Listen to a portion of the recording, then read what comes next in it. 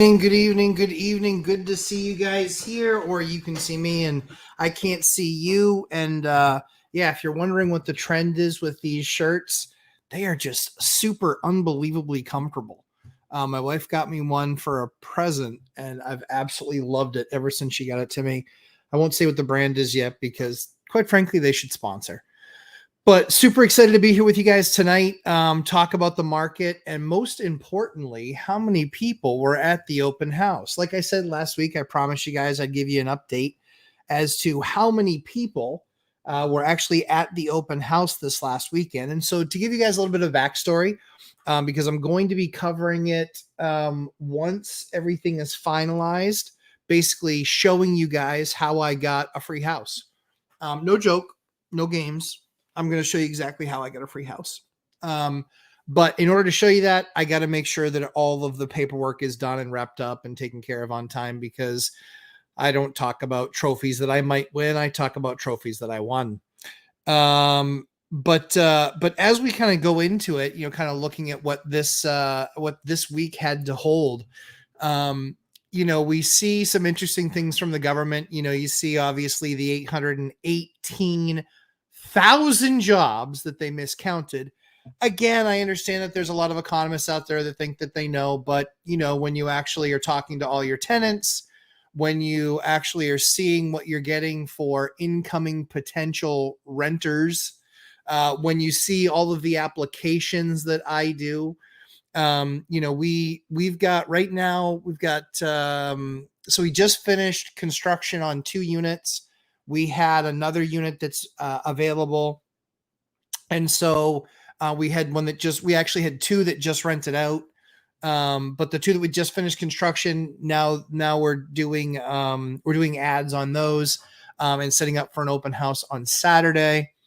And then the other one is a 3-bedroom house, with like a in-law downstairs. And that's rented to somebody else. But to talk to you guys about, kind of what the market is, which is really interesting, and kind of how that's going. We had a 2-bedroom that was 2250, I think it was. And we do the lumberjack thing, right? Write an amazing ad, post it on a Thursday, qualifications Thursday night and Friday for people, open house Saturday. We get about, we get probably about 80 to 100 inquiries. Like I told you, it's about 10%. About 10% of people actually can qualify for this place. And those 10%, I think 6 showed up and did showings. And 4 out of the 6 wanted it.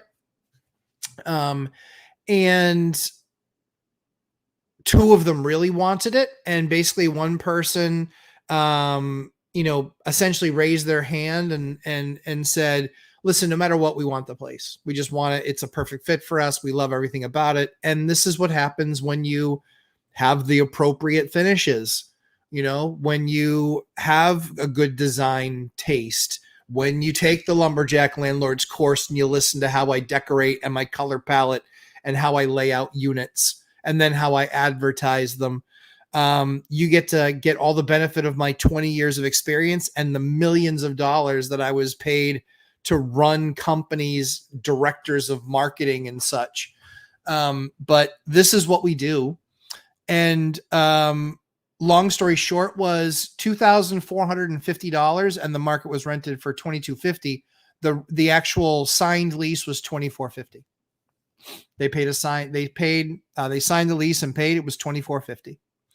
So, and we're rented for September 1. How do I get $200 or essentially 10% over ask? It's because we had everybody show up at exactly the same time. We followed the lumberjack plan. And there was a fear of missing out. And they said, hey, listen, we love this place. It's perfect for us. We want to, essentially we're ready to go. We want to pay more. We just want the place. Sounds awesome. And I'm more than happy to help you.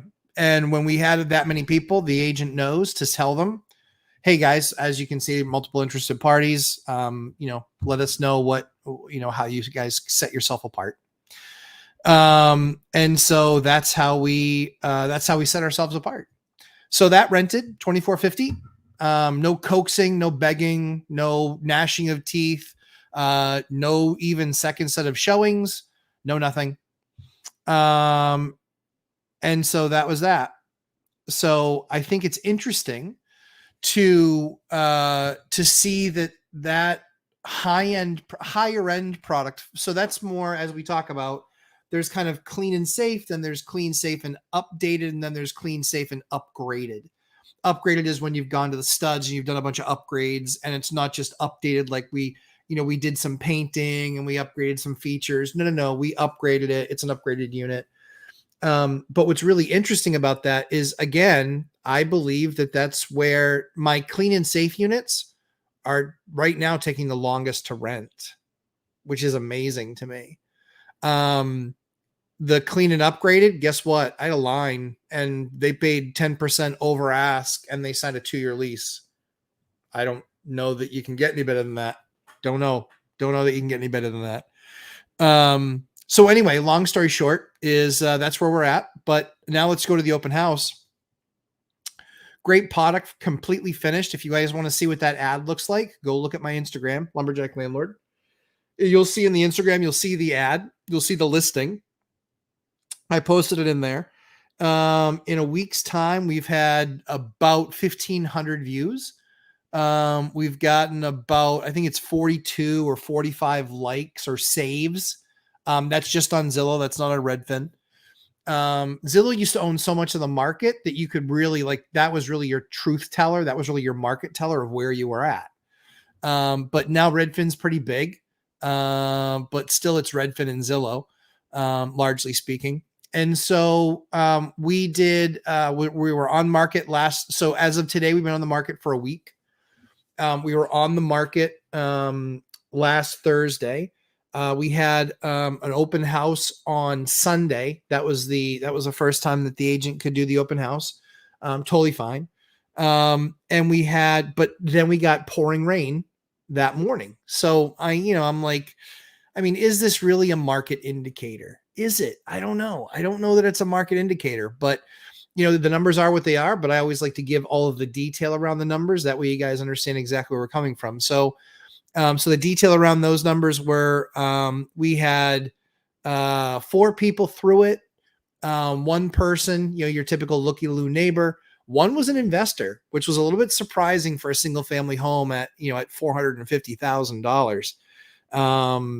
I don't know what they think they're going to rent that thing for, but that's probably why we didn't hear back from them. I told my broker, I go, we're never hearing back from that guy. I was like, this thing doesn't make any sense whatsoever. But the other 2 were actually decent. The other 2 were decent, asked good questions, brought their agents. But now it's Thursday. Haven't heard back from either of them. There were a couple of no noise on Monday. Tuesday and Wednesday, a little bit of noise. And we did 3 showings today. One was a no-show. One hated it. And then one, if you know what that is, you're in my age group. And then one of them really liked it, I guess. So now we're just waiting for feedback. Feedback from the one that hated it said yard was too small. The no-show didn't have anything to say. And then the person that really liked it, we're just waiting to see if they're going to put an offer together. So that's what we're waiting to see. Are they going to put an offer together? So, we'll see kind of what ends up happening. But yeah, that's the state of the market. This all in a week where, men on film, yes, but in living color. Well done, Fire and Ice. Men on film, yes, but not Mad TV, in living color. Wayans and Greer. Fantastic. Amazing comedians. That show was way funnier than SNL ever was. Except for maybe when you had Spade, Sandler, and Farley. And then right about when Will Ferrell was joining. Then, okay, maybe. But anyway, I digress. Yeah, from the weigh-ins. There you go. That's it, Chester, my man. Good job. Good job. Yep. Hated it. Yeah, we actually, I digress. So that's what the market's doing. That's exactly what the market's doing. That's a live market report. Yes, sir. All nighter hider. You got it, buddy. So I'm so old, it's all a blur. Fire nice. Trust me, I get it. I saw it this week because I showed my wife something because my daughter loves to write songs in her head. And then she goes, "Okay, Daddy, you sing it." I was like, "You just made it up. I can't. I can't." And we're a musical family, and so I can sing. My wife can sing. That's actually how we met. But that was the funny thing is she's like, "Okay, Daddy, your turn to sing it." So I was reminded by David Greer in a character that he did on In Living Color, where he said, "Wrote a song about it. Like to hear it? Here it goes." And that's my daughter. And so we call him that. We call her that. Cletus. I think it's Cletus. It's whatever. What? Yeah. So look that up. It's absolutely hilarious.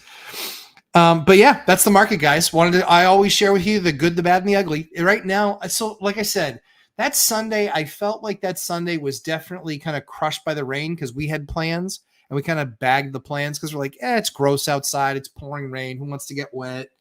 And so, I can't. I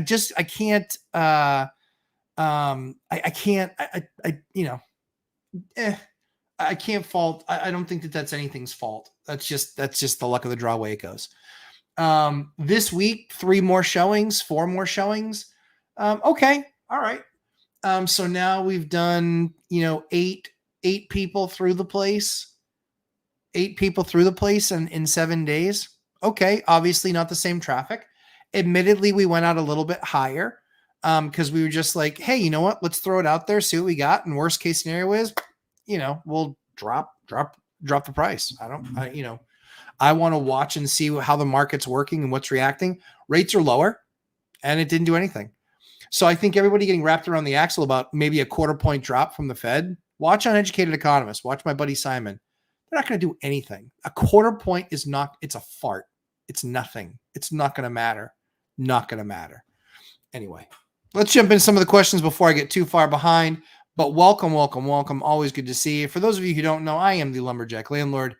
145 plus units and 400 tenants, and I self-manage because I'm broken. Look good, Matt? No homo. Thanks, Angel. Appreciate you, buddy. Good evening, Matt and everyone. Hey, guys. Hey, Hyder. Hey, Chester. Good to see you guys. Old Ariaga. Hey, Frank. Good to see you, my friend. Senya, good to see you. Hey, Matt, can't wait to meet you in February. I'm excited to meet you guys, too. I'm very excited to go to the event. Ashley and I started talking about our presentation. Kind of the focus of that presentation is that there's usually one spouse that's really super excited about real estate investing, really wants to do it, can't get enough of it, guilty as charged. And then there's one that doesn't, and one that's scared, and one that's trepidatious, and one that needs more convincing, and one that doesn't really want to get involved. And so that was my wife. And so that's what I think we want to probably share with you guys is just kind of how she got there, how I got her there. And how now we have, my wife's an unbelievable team player. I know she does stuff in the business that she doesn't want to do. She doesn't enjoy doing, but man, she's amazing. And she's such a great team player. And it really helps me feel like it is much more our success. She's always like, the houses are kind of your thing. And I was like, not really. But yeah, she's amazing. She's a great wife. You guys have seen her before, but Mrs. Lumberjack, but she will be there and we will be presenting together. And so we're going to talk about kind of, I think part of our conversation is certainly our journey, and how we were dead broke. But also just kind of how she helps the business, where she's involved, the things that helped get her comfortable about the fact that it was going to be real estate investing. and that was going to be how I was going to retire early and how she was going to be able to retire. So yeah, so she was technically retired at 35, 34, where she didn't have to go back to work. It was solely going to be a choice of hers. And so, yeah, we'll take off from there. Jason Calzabetta, hello everyone. We'll be driving to Wisconsin, so I will not be chatting. Jason, stay safe. Have a safe trip, my friend. Go to Cheesehead Country. Good evening, everyone. Hey, Laura. Fire Nice, good evening, all. Robert Finelli, hello, Matt. I'm sorry, but today I'm going to have to expose you as a fraud. I'm excited to see this. Hey, all. Hey, BuzzTune, good to see you. Great weather for painting before winter. True story. If you are in the Northeast or anywhere above kind of like the lakes line where Ohio, well, kind of like the northern Ohio, and then up from there, you are getting painting done right now. It is definitely, weather is shifting, and it is going to be September in about a week. Our kids start school next week, so I'm going to have some free time because I appreciate your guys' patience with me over the summertime. I got to spend a lot of time with my kids. I got to spend a lot of time on projects that I had to get done because we have such a short season. But September, boot camp, I'm all yours. I'm very excited for this. We're actually going to be running some. What are we going to be doing? We're going to be running some, not podcasts. We're going to be running some seminars, workshops. Workshop is probably the best word. So we're going to be running some workshops. And they're going to be an hour long. And those are going to be happening. We're going to do a couple of those in the next like 60 days, but you guys will see those advertised and you'll be able to connect on and jump on and hang out. And those will be a lot of fun, but those will be a Zoom call. They won't be just this. They won't be me talking to you. We'll do a Zoom call together. I will take you guys through a presentation that I'm basically preparing. It's some of the stuff in the course, not even close to all of it because it's only an hour, but it's some of the stuff in the course, the things that I think that are most important right now today that people need to recognize. So we'll be going through that, but let's get back to Robert. So we'll see how he exposes me. And that's the right word. Fire Nice, great weather. Yep. Master Coach University. I want a free house as long as it's not 100 years old. Almost everything I buy is 100 years old, but this one that I'm getting for free is at 100 years old. It might be. It's close. Probably 30s. In the 30s it was built, so it's almost 100 years old. Most of my stuff is 150 years old. Fire and Ice. Hey, 100-year-old houses are built to last. True story. Yeah, we got some adjustments we got to do in a big fiveplex that we've got. We've got some major adjustments to happen there. We got to do some sturdying and reframing. It's a little too wavy. Let's see. Master Coach, sure, but then you get to pay for updates while going broke. Yes, in some cases. There are some houses that are I have a house that's about 200 years old. Early 1800s, and the thing is chestnut, and it's impressive. It's an impressive building. You can tell it was built by a wealthier person back in the day. Yin and Yang, there we go. Hider, how's the fishing? Yeah. Robert Farinelli, $3 a square foot, finished floors is a lie. I got quoted $3.80 per square foot. Complete fraud. LOL. Can't be a penny over what you say. True. So did the guy, the $3 a square foot, was that just for poly? So let me know what that is. Is that sand and then poly and then or seal and then poly and then a buff and then a final poly coat? Let me know exactly what it's for, because that's where some of the variation in price might be. Fire and Ice. No, not that bad compared to new places with cheapo drywall. True story. Yeah, I mean the old lath plaster, I mean, certainly is bulletproof, unless you had leaks and things like that you didn't take care of, then the plaster can break away. But holy cow, those old houses, I'm telling you. I just looked at one that was 1860, The house was awesome. It was just awesome. Yeah, so really impressive. Phil Nealon, hello all. Farinelli bringing the heat. I know, a true story. Janelle Diaz, good afternoon all. Finally caught a lumberjack stream. It's been a minute. Janelle, hope the baby and your wife and you guys are still doing awesome. Excited to see you here.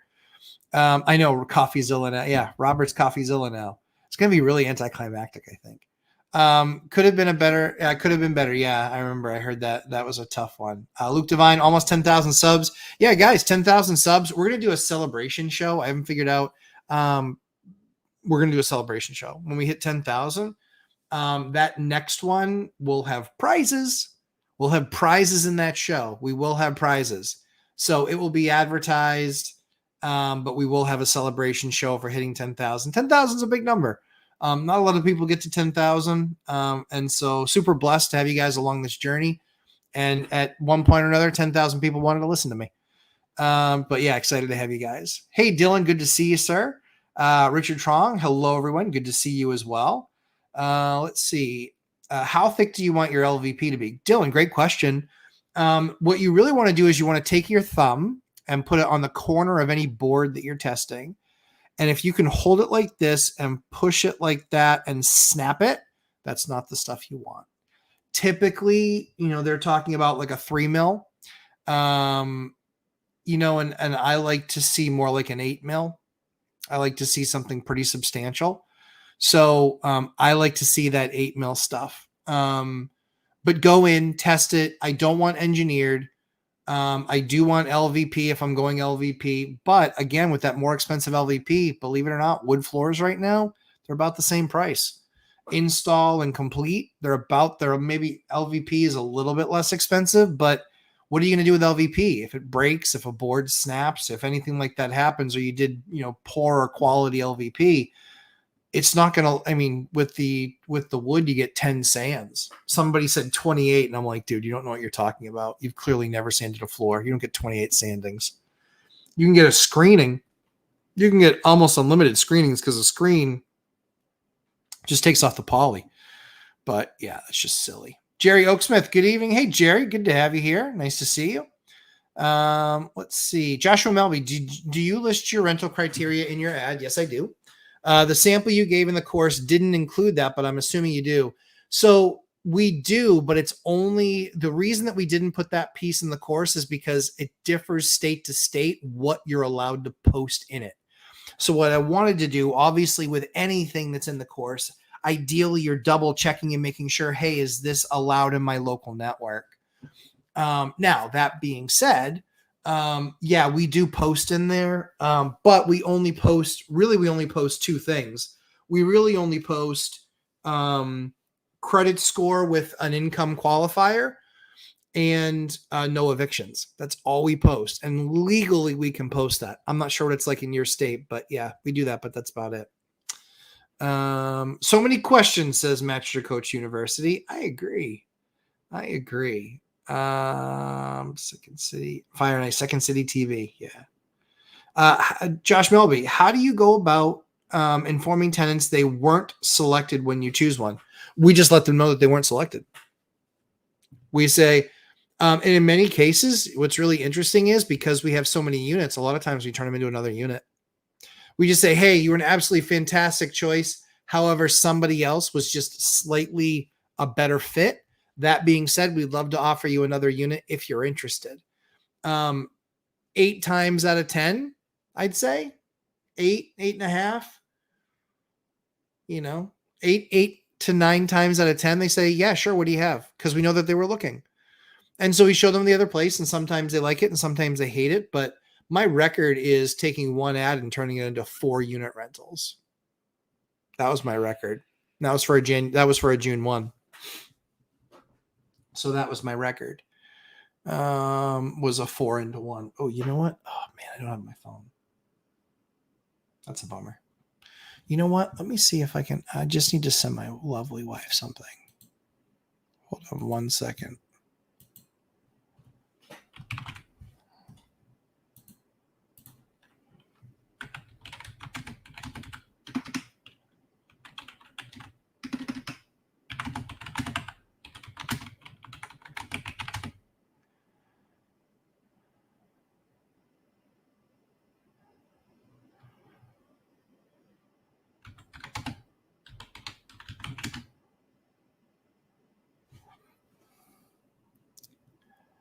We'll see if that works. I sent her an email because I don't see my phone. Apparently I didn't bring my phone down with me. I tell you, it's so hard to get good help these days. All right, so let's get back into it. Hyder, I love karaoke. Jane's Addiction, Faith No More. Okay, that's good to know. That's good to know. Fire Marshal Bill, let me show you something. That was so good. Jim Carrey on that show was spectacular. Robert Finelli, but I guess I am going to get a bad job according to the $7 square foot guy in that Southern Contractors post. So yeah, so Robert brings up a great point. So I was sitting there arguing online because I got to open up my own series calling Arguing with Idiots, and this guy was talking about how if you pay anything less than $5 a square foot, you're getting ripped off. You're not getting a good job. I'm like, and he was saying $5 to $7. And I'm like, dude, you don't know what you're talking about. I have guys show up all the time and they're less than $3 a square foot and they're better than you. I've seen your work. It's not that good. And you came at me and now I'm coming at you because I'm just going to hit you with truth bombs, And so I did. I hit the guy with absolute truth bombs. And then he starts like picking on me and going at me. And then another guy goes at me. I said, don't you worry. I'll be buying all the toys I see in all your pictures in the next few months. Don't you worry. Because it's not going to be as busy as it was in the last 3. Guess who I've seen posting almost nonstop in that group trying to get work? Yeah, dude, you suck. You're charging too much. You're ripping people off. And now no one has to pay your stupid inflated price. Because if you do the math and the amount of square footage that you can do in a day, you are charging an absolutely outrageous amount for your work. Absolutely outrageous. $1,500 to $2,000 a day with no material costs. And yeah, you're using a machine and the machine's $3,000 or $4,000 and you're probably spending a couple $100 in material in sandpaper. But okay. So you think you're worth a couple grand a day. I disagree. And the market is telling you otherwise. Listen up. You're going to go broke because you better lower your price because there's guys that are out there that are just as good, if not better than you. And they're a fraction of the price. Way it goes. Calhoun Tubbs. Thank you, Lorna. Thank you, Fire and Ice. Calhoun Tubbs. That's who it was. Yeah. Master Coach, we narrowed our search for electricians down to 6, 3 big, 3 mom and pop referrals. No red flags. Should I narrow down more or just invite them all to inspect and give me an estimate? Oh, sweet heavens. 6 is too many. And you narrowed it down to 6. That's way too many. Way too many. I would say you start at 4 or 5 tops, a couple of each, a couple mom and pops, a couple decent places. And then, based on referrals and stuff like that, have them come in and quote, because the thing is, if they ask the question, thanks very much. If they ask the question, perfect. That's exactly what I was looking for. My wife's the best. So I just think that they're in a weird position where, I don't know. We'll see what happens.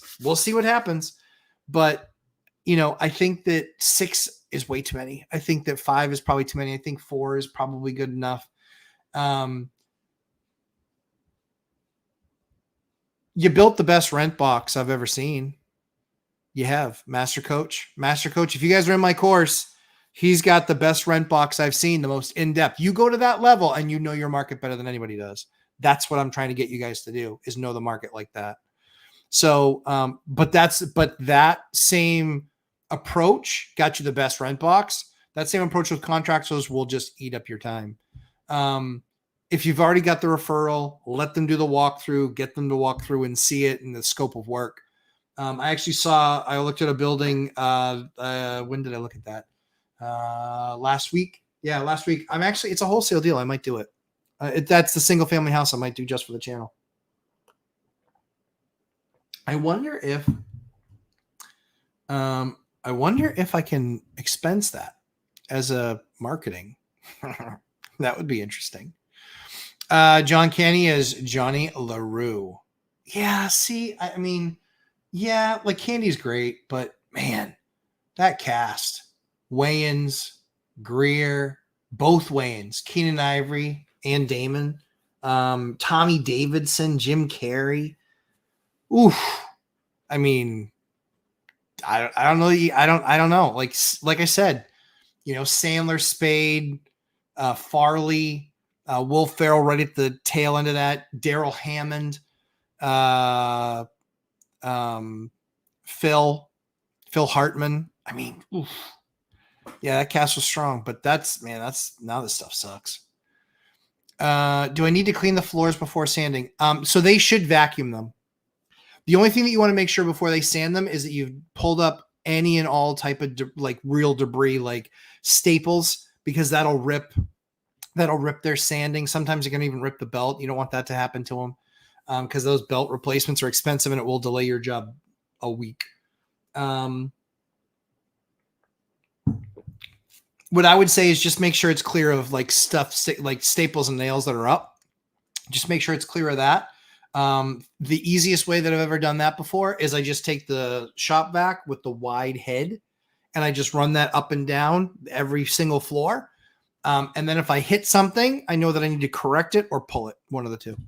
So that's what I would tell you is probably best. Hyder, thanks for posting on Educated Economist. That's exactly what we needed to see right there. All night Hyder, good question, Robert. Yes. Yep. Like silly putty. Yep. Spilled soda that with gum up and paper. So, yeah, gum up to sandpaper. Yep. Yeah. So if you've got like glue on the floor and things like that, you want to get that stuff up because that will gum up the paper. But usually they're starting off with a pretty heavy grit because they're going to use that to get through that top layer with scratches and nicks and digs and such. But yeah, the biggest stuff is like I said, it's nails that are up or proud of the wood or staples. Staples can cause some damage. Angel R, I'm in the Northeast. Awesome. What are you doing in the Northeast?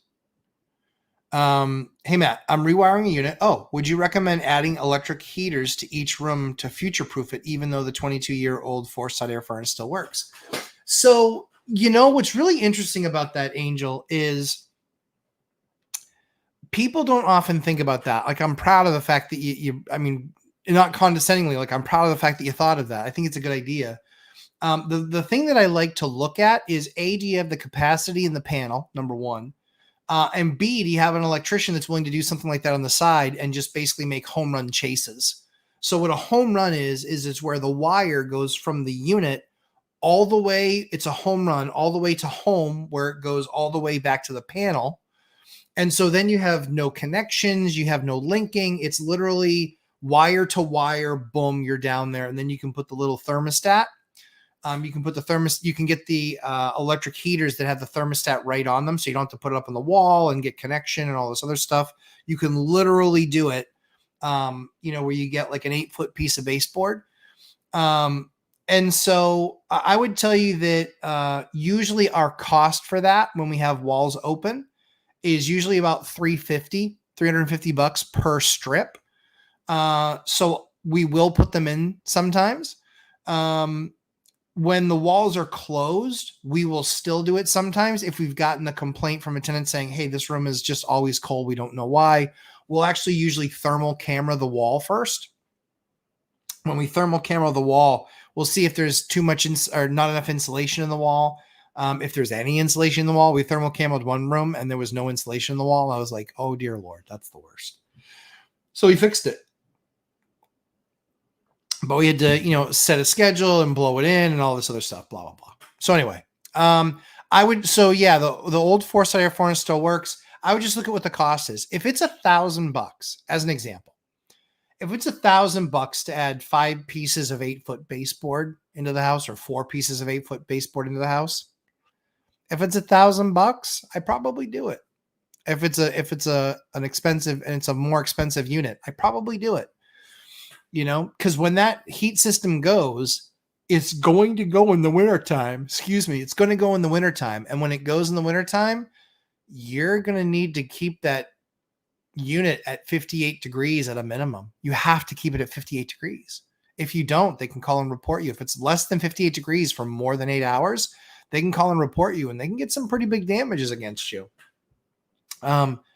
So something worth doing. I'm just going to scroll down real quick and see the super chat. Townhouse flat roof is leaking. Okay. Silicone coating seams were badly done. Options: 1, $3K repair.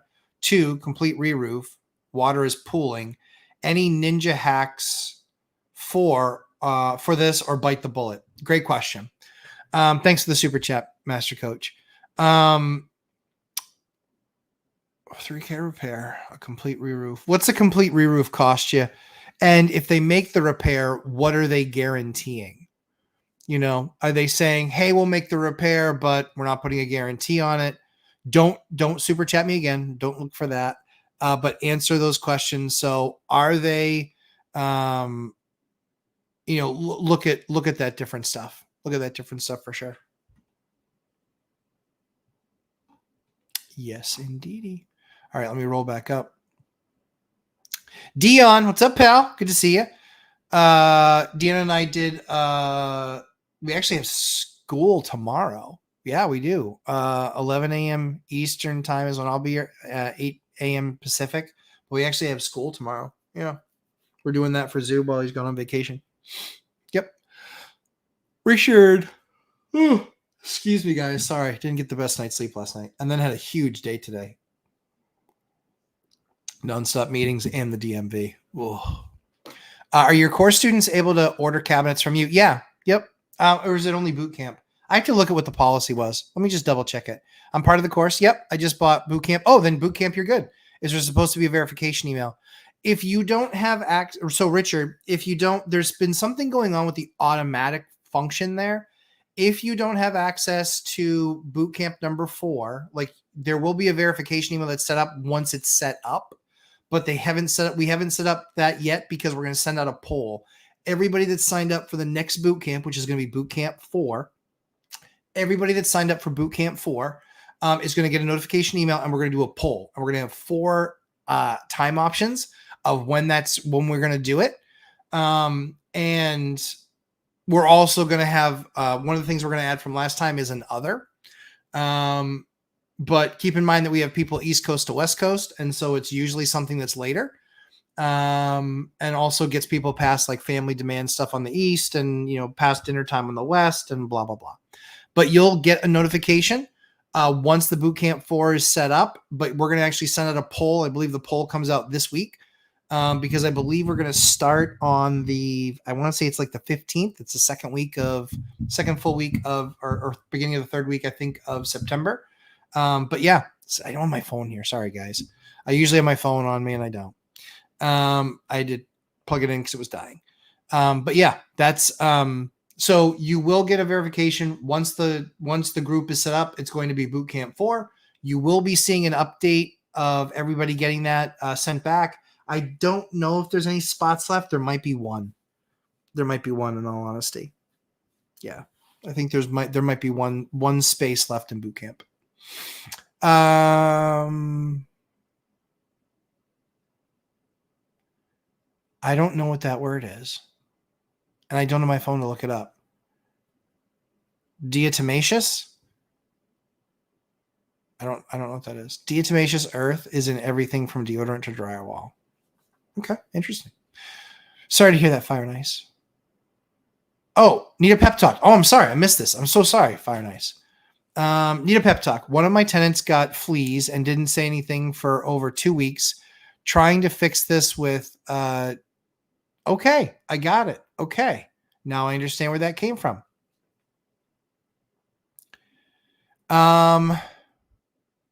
Sorry to hear that. That does suck. Interesting story. I had evicted. So you guys knew about the eviction maybe 60 days ago.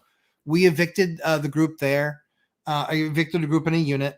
They basically had made it like kind of a flop house. She knew she was under eviction. She got evicted. We had workers there we went through, did an inspection, and it was filthy dirty. It was disgusting. Just as a precautionary tale, I basically called my pest guy and I said, hey, listen, these people were super dirty. Can you please just come and spray, do a look through, see if you find anything. We did find a dead bed bug on a couch that they left behind, but the couch was older. So we didn't know if it was an old couch or an old couch from like their last apartment, if they picked it up for free, what the deal was. So anyway, we The guy comes in, he sprays. He's like, yeah, he's like, I didn't really see any activity. He's like, I did find that one dead body. And I said, okay, that's fine. And then we're good. We had workers there for a month. We painted, we did trim work, we did kitchen work, we did absolute boatload of stuff. So the boatload of stuff was done. We leave, no issues, whatever. Tenant moves in 3 days later, there's bed bugs. And so I called my exterminator and I said, dude, bed bugs, what's the deal? And he goes, I sprayed. And he goes, when was the last time somebody was living in that unit? I said, well, right now. And he goes, no, before, when you guys were doing the work. I said, oh, I don't know. I said, they were there it took us about a week or so to get to that building because we were finishing up other projects. So it took us about a week to get there and start doing the work. And he goes, okay. He goes, so here's what happens with bed bugs. Do you know why? I'm just going to scroll down so I can see your answers. Do you guys know why? Do you guys know why bed bugs? Do you know what they're actually reacting to? What are they reacting to? So why did bed bugs basically hibernate and disappear when my people were working there? And why did they just magically reappear when those people moved in? And I'll wait for your answers. See if any of you know what the answer to this is. And don't Google it. I'm going to tell you what the answer is. Heat. Nope. Noise. Nope. Heat. Nope.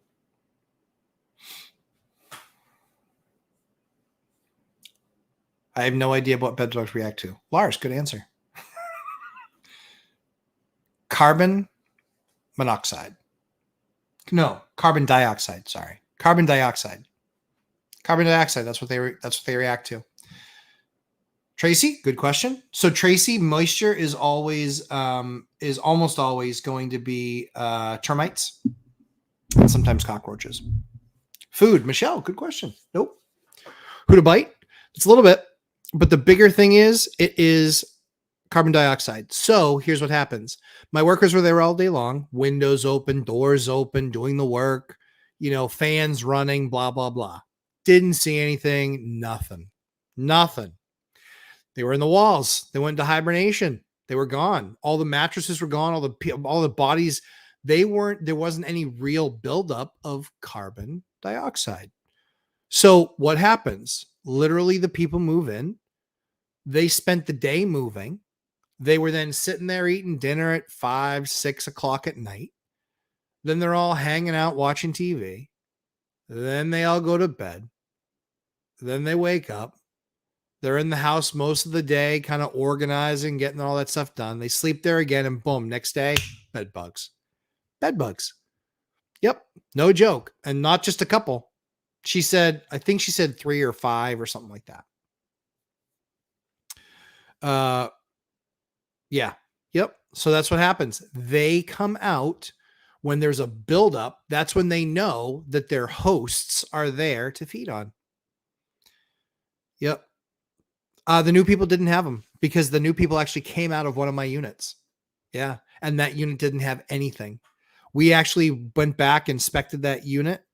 Dub. Oh my gosh. I finally caught a live stream. Good to see you. And Deplorable Kulak. Good to have you here. But that's what happened. So they didn't have them. What we believe, the old people were really dirty. Like I have pictures of their mattresses. In fact, I think I even put it on Instagram. The stuff on there, it was bad. It was bad. Like these were like soiled mattresses. They were disgusting. These people were disgusting. I can't wait to take them to court and absolutely take any money that they possibly have, or at least get a very big judgment against them, because they just destroyed the unit. They had no interest in being a part of society. But that's what's really interesting. Yeah. I mean, it's crazy, but obviously she freaks out. I get it. I would freak out too. But thankfully, because of a previous experience from a building that I purchased, knowing that it had bed bugs, I knew it had bed bugs when I bought it, and no one else wanted to touch it. I have somebody who is elite at bed bugs. elite. He is second to none. Second to none. He can, and you know how you okay, so next follow-up question. Do you guys know the best way to kill bed bugs? So Dub, great question. The idea is not to recover from them. The idea is to get a judgment against them and protect another landlord. That's the idea. So I'll spend $1,000 or $1,500. I look at it as paying it forward. I'll make that investment to make sure I get a judgment against them, make sure they get evictions on their record, make sure that, and then if I want to pursue it, I can then, in small claims court, you can actually also get, a written agreement that then gets signed off on by the judge. And then if they don't pay, they can get a bench warrant. And then they can't actually get out of jail until they've actually made restitution. So the biggest thing for me is I don't know how that I'll take it necessarily that far, but I know I will take it that far, at least as far enough to get an eviction on their record, a massive judgment against them, because I want them to have to carry that. They did the wrong thing. And I need to make sure that other people are protected, because all it takes is for one landlord to be lazy and just go, oh, they're out of my hair, I'm done. And then that's why these people can perpetuate this, is because a landlord just, when you get big enough, I get it. If you're a small landlord, there's no judgment here on that, but that's something that's really important to me. It's really important to me to pay it forward, help the other landlords that are smaller than me, help them get through it, not get stuck with a horrible tyrant. And I call her Pig Satan. But that's what the question is. Yeah. Before I guess I was going to go for a trick question. Yeah, that's my fear about tenants. That's my fear about tenants is the tenants. Yeah, I mean, I always say, the worst thing about being in business for yourself is customers. And that's what you are as a landlord. It's the worst part about it, but it's the best part about it too, right? Like 95% of my tenants I actually really like. We picked them. It's the 5% of tenants that make you go, man, you're just a disgusting person. And the answers, everybody that answered with heat is correct. High heat is the best answer. Fire and ice. Very high heat. Chester, well done. So I believe it's 120 or 130 degrees. If you can get it above that for a sustained period of time, not only does it kill the bed bugs, but it also kills all their eggs. So spraying is good. But high heat is the best. High heat is fantastic. They keep it up that high. You can generate that level of heat and get it absolutely that warm. And then dead forever. And that includes them and their larvae. Pig Satan. Yeah. Larry Bird. Yeah. I call her Pig Satan. Yeah. Cause that's what she was. She was Pig Satan. Maybe Satan Pig. But I think Pig Satan just had a better ring to it. Heat spray, wombo combo. Yeah, Dub, exactly. The challenge though, so here's the thing. So a spray series, a 3-part series of spray is about $395, right around there. You might be able to get a 3-time spray for maybe $1,000, 1,200, right around there. Heat, you're instantly $2,500. Yeah, you're instantly $2,500. And so that's why a lot of people go the spray method first. And quite frankly, after 2 treatments, so after the 1 treatment, there was only one other one found, but we want to make sure we're good. So we retreated it all again. Hey, Marina, newly engaged girl, just got 6 applications for a unit in less than 24 hours. Shout out to Matt for the ad formula. You're very welcome, Marina. Yep, Marina took the course. She took the course, crushed it. Now she's using that ad. 6 applications in 24 hours. I love that. You're going to find your future renter there. And you did it quickly. Love that. That's awesome. Deborah Kulak. I wish that girl that gave me herpes and gonorrhea, syphilis would have been so caring. I know, right? See, I'll read those things. I think they're funny. Yeah. Take the course, says Chester. Nice, Marina. Yeah, I agree. Good for you, Marina. I'm so happy for you. I got to spend some time with Marina in Vegas.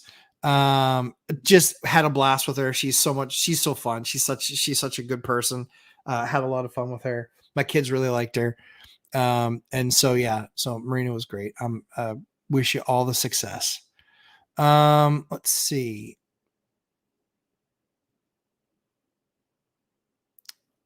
How do we go about ordering? Okay, planning to do 2 kitchens in the coming month. Oh, very cool. So, Richard, here's what the best thing is. And Chris Culp, here's the answer for you too. They've worked out the shipping stuff. I was kind of concerned with some shipping stuff that was going on with the company. It looks like they've cleared that stuff up. It was due to demand, which I mean, it's crazy, but true. So there's videos in the course that show you how to do actually, you know what, they're not in there yet. You won't see that because that gets put into section 4. So when the alert gets sent out and then there's a section 4, I'll make sure, Richard, that they put those videos in there. I show you exactly how to measure the kitchen for the best results. Yep. It's me being goofy in the field with somebody that worked for me at the time. She was awesome. She was great to work with. Just didn't work out long term. I always like to tell people because she was awesome. Just wasn't a fit. Name tags. Yeah, name tags are going to be crucial. Yeah, for sure. Yeah, I totally agree. But yeah, all the instruction will be in there. You'll see that in about a week. Know that when you order them, they take about 7 to 10 days for the company to make them. And then it takes 7 to 10 days to get them on site. So we'll set you up for sure. We will set you up for sure.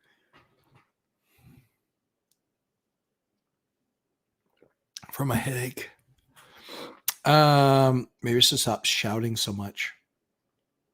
I know everybody's, yeah, you're going to have to put, everyone's going to have their name, like, you know, channel name and then real name. I don't care if you call me Matt or Lumberjack. I don't care either way. Somebody, who was it? Somebody was only wanting to be called by their screen name. I can't remember who it was, though. I won't say anything. Oh, Master Coach. Main drain stoppage at our quad. Plumber snakes it and now fine, but someone flushing feminine products. Yeah, if we can't find the culprit, several units have women. Anything to do other than general begging. When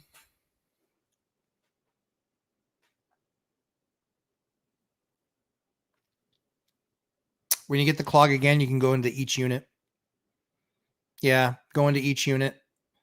What I would do is you can say it will be a building shared expense. You know, you could say that. I don't know if that works in Florida.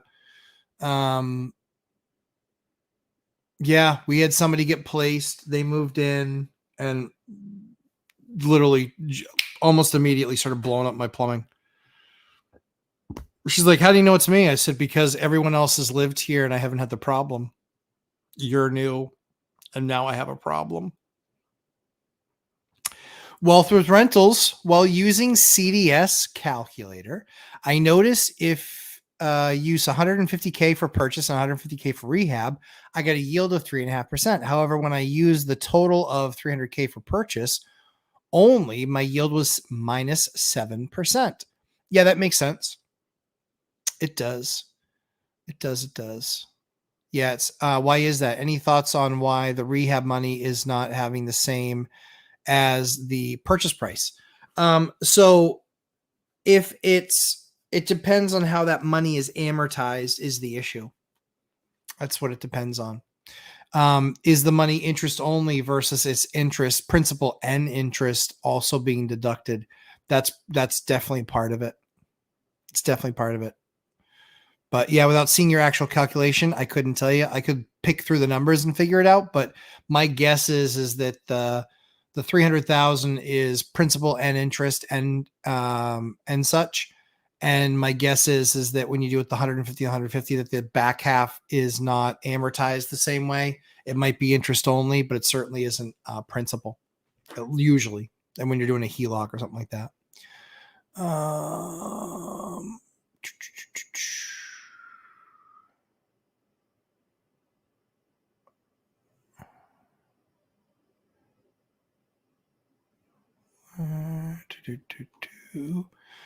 Master Coach, Ari, silicone seal. Okay. And a flat roof. The roofer is good, and we're pretty sure they'll stand behind their roof. They did all our recent roofs for, yeah. So I think that that's the right, I'm looking at comparison, right? I just had a flat rubber roof repaired. The guy, it was about $1,200 for the 4 or 5 areas that he needed to treat. And he said, yeah, that'll get you, 2-3 years. Fair enough. I said, what do I need to do to get more? He said 3. And I said, and he said, yeah, just keep it clear. We had trimmed back all the trees around it because trees can age, trees definitely age roofs. I saw a 10-year-old roof that had a tree that was basically right on top of it, and it was moss all over it. And I'm like, dude, that thing is gone. That thing is gone. But yeah, I mean, if it's $3,000 and it gets you, it just depends on what that replacement is. If the replacement's 10 grand, but a rubber roof is good, or 12 grand, but a rubber roof is good for years and years and years. The other thing that you can do too is that a lot of times on mobile homes, they use a product called GACO, GACO. It basically forms like a rubber membrane on top. I've had good luck with that product. When I actually have tears in the rubber, like real tears, I usually have them come in and patch, but then I can, rubber over. But yeah, those are all options. Question: are all the boot camp spots? I've had a couple of people ask about it. Are the boot camp spots full? I think we have one. Maybe 2. But I think we have 1. But usually, what happens when we pick a time is 1 or 2 people just say, I can't make that time, so I'll stay for the next one. We haven't made a final decision yet, but I'm like 80% there that I'm going to do another boot camp in January. So it'll be September, October, November, first week of December, because we'll skip Thanksgiving week and some stuff like that, and then take the holidays so everyone can have time with their families, and then probably in January. And then we'll take the week off that we're doing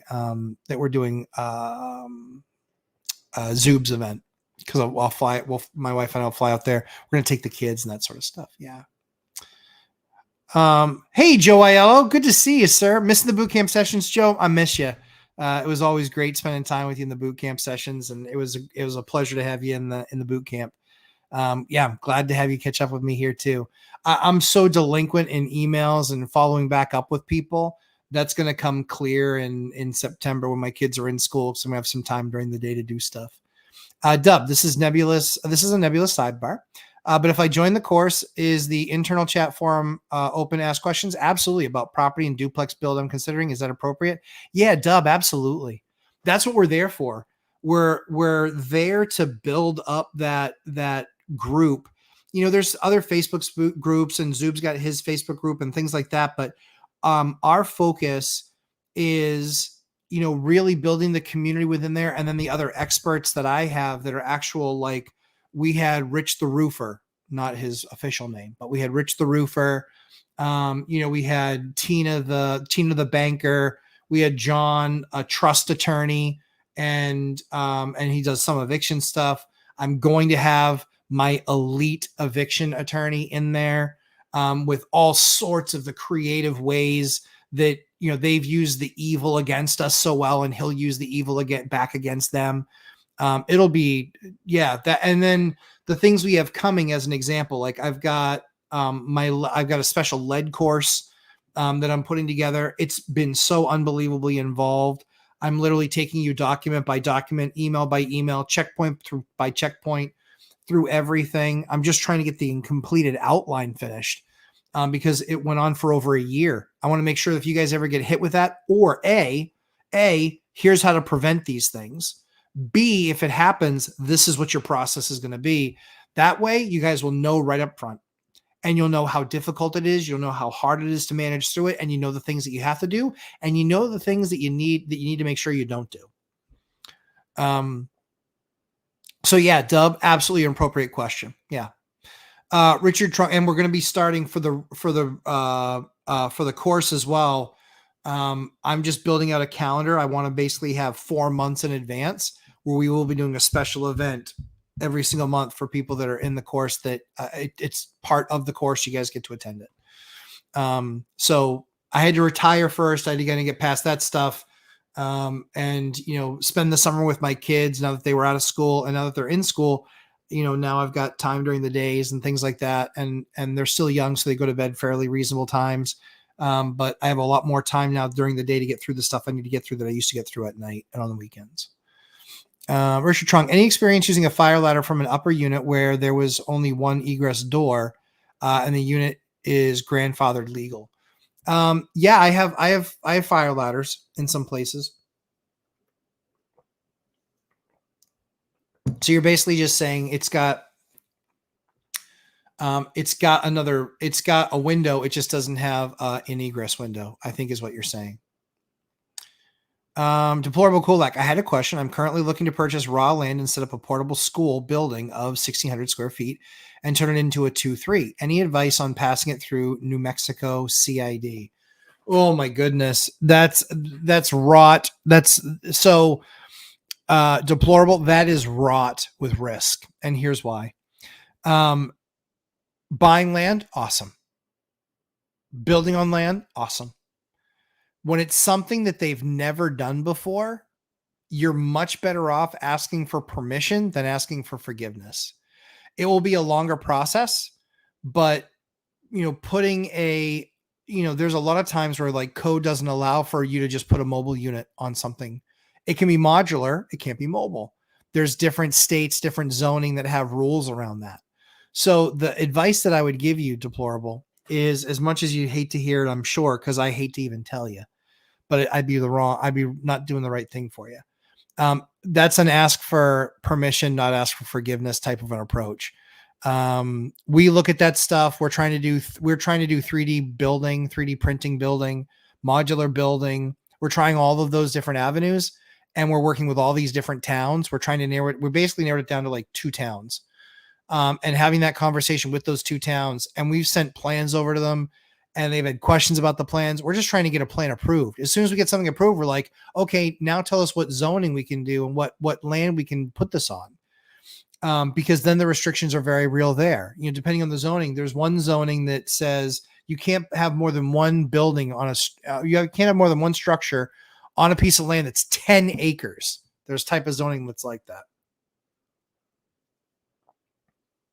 There's others that's like you have to have 250 feet of road frontage. There's lots available, but they only have 100 feet of road frontage. For what you want to kind of build. So ask for permission, not for forgiveness on this one. I know it's a horrible answer, but that's the right answer. That's the right answer for you. Fire and Ice, Deplorable. I use DE for my purple Martin house. Won't eliminate an existing flea problem for humans and cats, though. Master Coach, starting annual inspections of all occupied units around 90 days prior to lease renewal. Yep. Good, bad idea? Nope. Good idea. Good idea. I wouldn't do 90 though. I'd probably do 60. I'd want to do, and here's the reason why. If they don't like what you did, they will just stop paying rent. So if I'm at 60, what I'm doing is right around 60, going in, doing the inspection, doing the walkthrough, blah, blah, blah, try and binder strategy them if I want them to stay, and going through that process. And that way, here's the thing. You say, hey, I'm not trying to rush you, but, feel free, take, a week or so, think about it, let me know.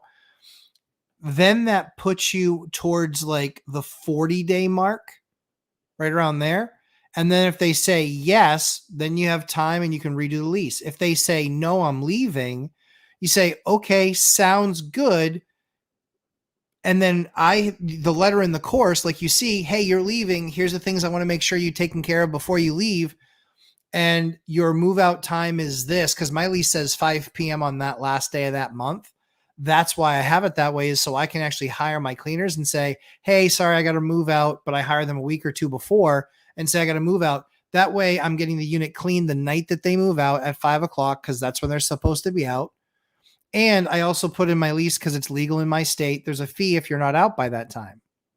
That's what I like to do. I like to create some runway, but not too much runway, because if you think about it, you're only 9 months into the lease and then they're already asking for a renew.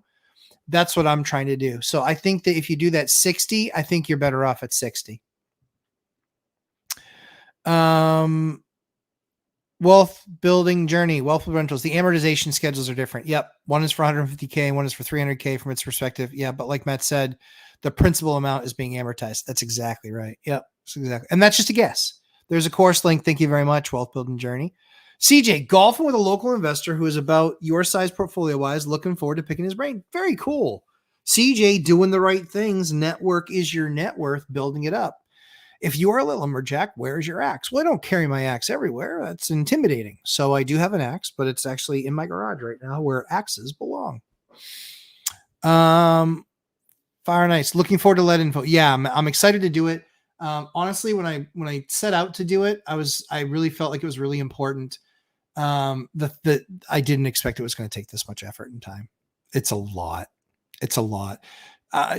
I'm not finished the outline yet. Every single time I went back to it, it was like, man, there's that much more. Robert Farinelli, just because you missed it, the price was sand, stain, and poly. Trust me, the floor needed all three. Yeah. So sand, stain, and poly, that's good. So the reason why you're over $3 is because of the staining.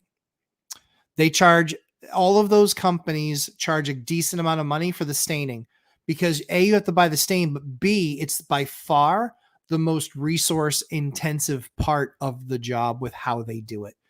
If they're doing it right. The sanding, it's back and forth in rows with a machine.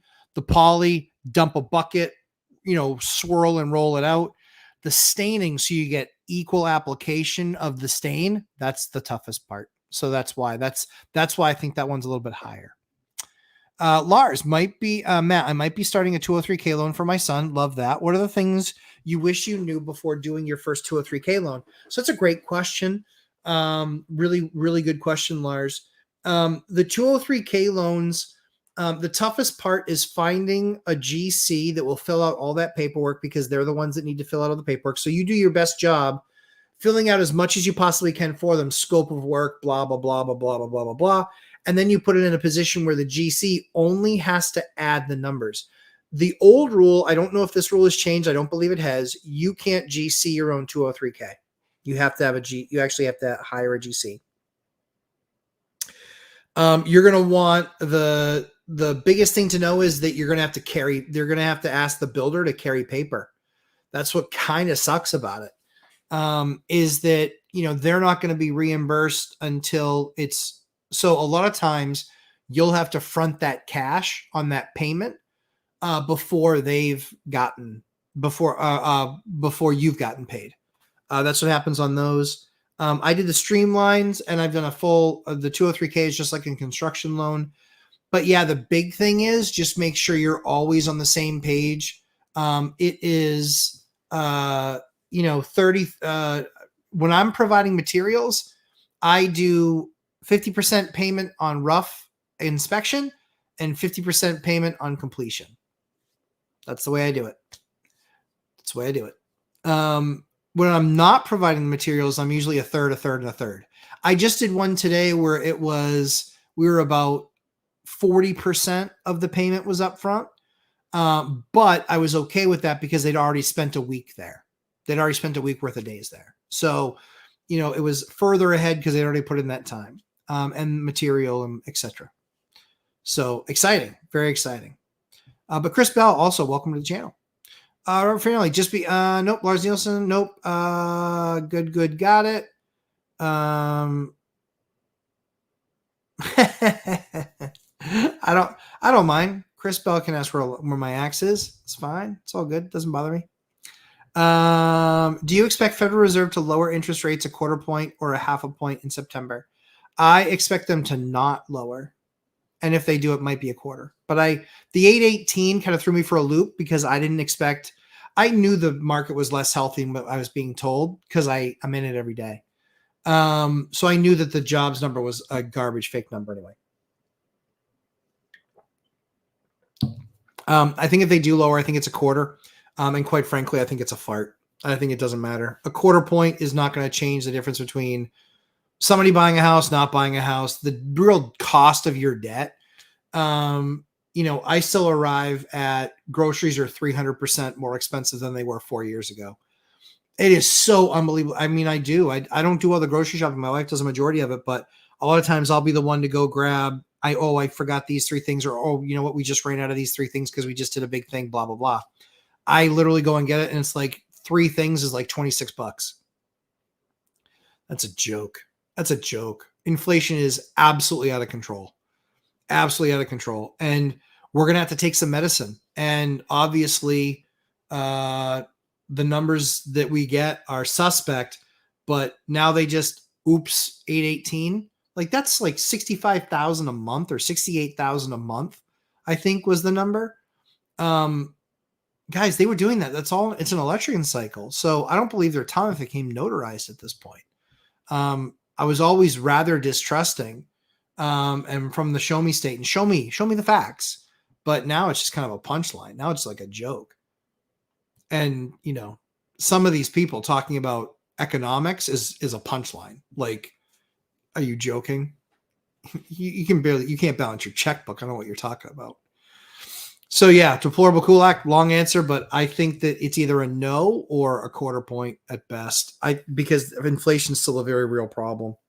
They're looking at too small of a window for the inflation going up. It needs to be if they look at 4 years, inflation's like 26%. If they look at, over last year, it's, at a rate of 2.3. Bleh. I mean, come on. Go buy anything. I do. I buy stuff all the time. I buy wire. I buy supplies. I buy my guy's lunch. In fact, yesterday we bought lunch and it was mild. And the 3 of us, no liquor, no beer. We get out of Chili's and it was $75 for 3 people, $25 a head. So that's my thoughts. Dammy Ola. Hi, Dammy. Nice to meet you. Thanks for coming to the show. How would you buy 10 homes using conventional loans if you remained in the same city or county? And would you use a 203K loan to improve and build ADUs on site? Great question, Dammy. Good to meet you. How would I buy 10 homes using conventional loans if you remained in the same city or county? So that's not a stipulation of the of conventional loans. I did it. I moved and I stayed all in the same county for 2 counties. 2 counties was 2 of them, and then one county was 2 of them, and then another county was 9 of them. Yeah. So on the 9, it's rather rudimentary. We would go from, hey, we're picking this one because it's better schools, and we're getting ready to start a family, and that's where we want to be. Closer to parents, closer to work, bigger yard, newer building, less maintenance. We would always find 3 legitimate, truthful answers of why we wanted a house hack and move to another asset. But that's legitimately how we did it. Yeah, we would always find, when we were looking, we knew what we were looking for. We were looking for, okay, we want something bigger.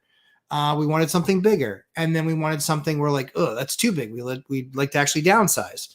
Or the street's too busy with too much traffic. But all of those reasons are valid reasons. They're valid reasons.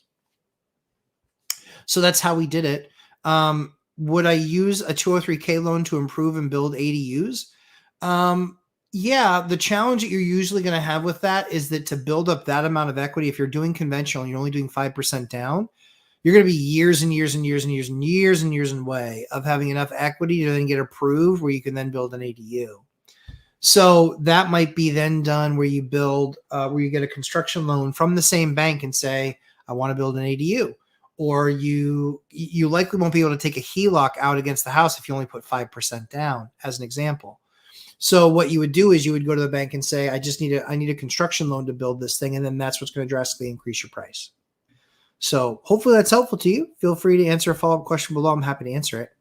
Dub, that is exactly my issue. The minimum land. Yep. I bought 20 acres, but they are saying minimum is between 2.5 to 5 acres per building.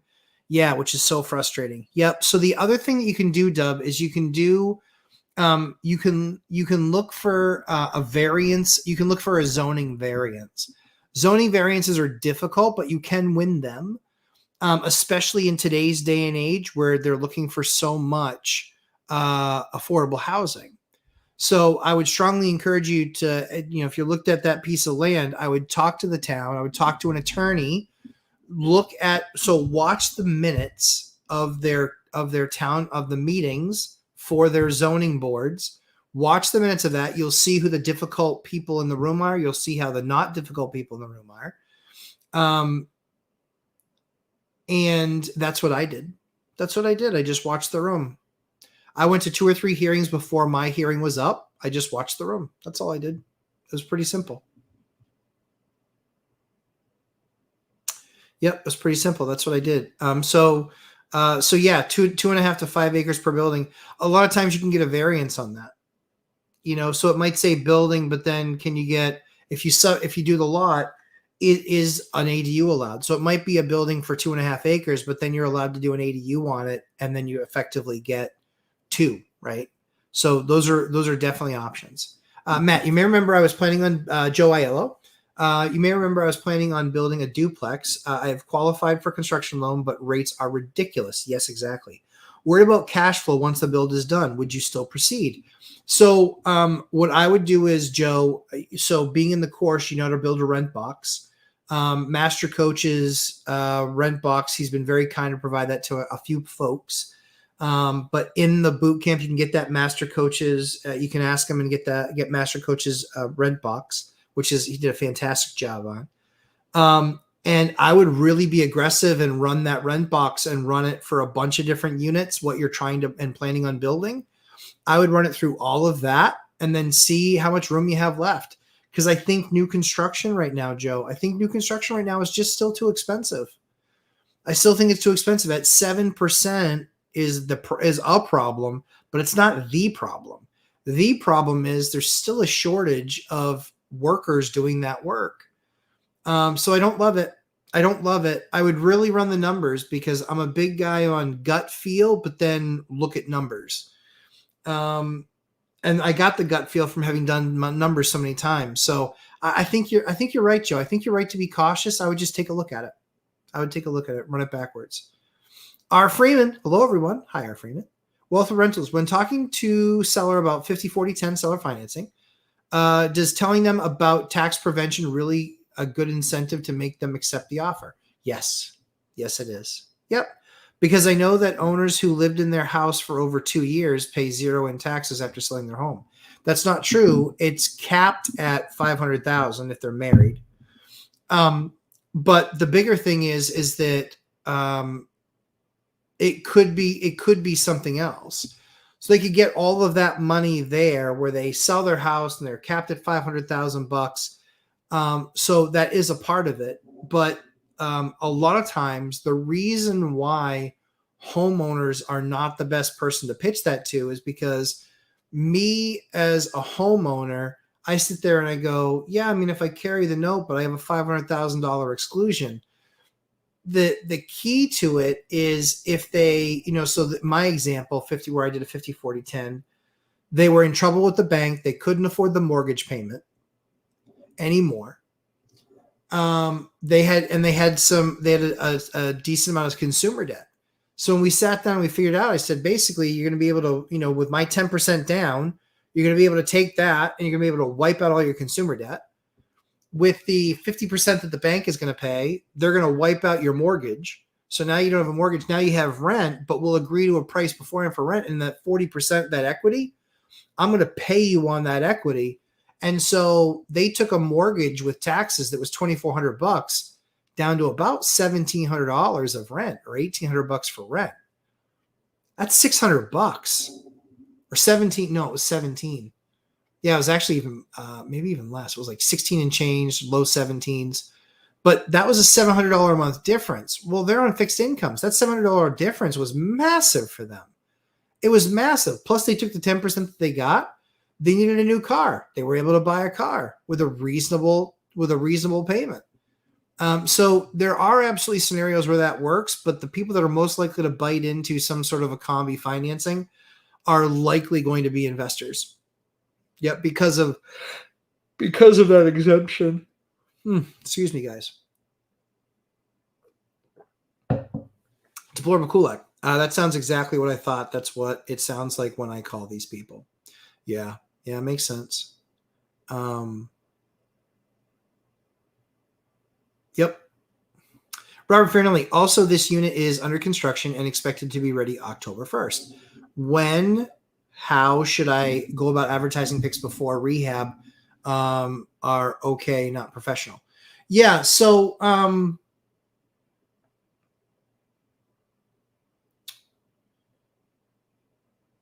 the challenge with renting, so I would say once you're past, you can always post an ad now.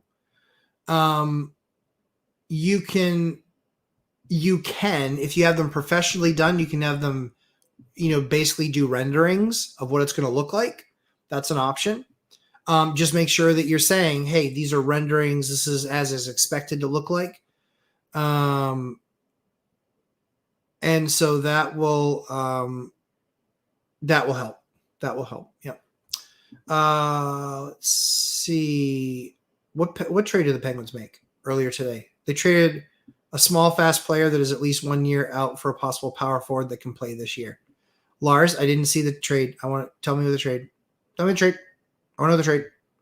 Janitor on fire, 35 trillion. Yeah, exactly. But what about it? Everything is 40% more expensive relative to 2019. The only cure is holding on to cash, flowing assets for the long term. Yeah, absolutely.